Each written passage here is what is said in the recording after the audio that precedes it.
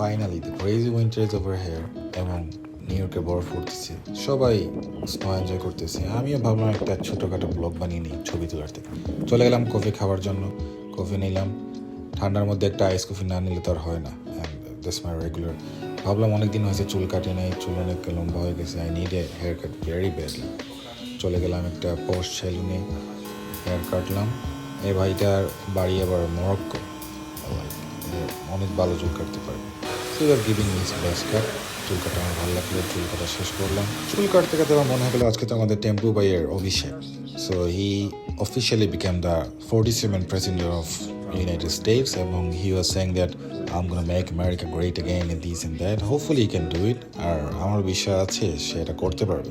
খিদা লাগলো, চলে গেলাম তারপর নসরেন এভিনিউতে একটু বিফ ব্রিস্কেট এবং বিফ পাস্ট্রামি খাওয়ার জন্য। এবং for the people who lives in New York রাখি, they are the only one who serve halal beef brisket and pastrami. তো আমি একটু পর ভিতরে চলে যাব এবং আপনার ইন্টারভিউ দেখতে পারবেন। অ্যান্ড তাদের ইন্টারভিউ এখন দেখে নেন, কিন্তু অনেক সুন্দর, র অ্যান্ড ওল্ড স্কুল।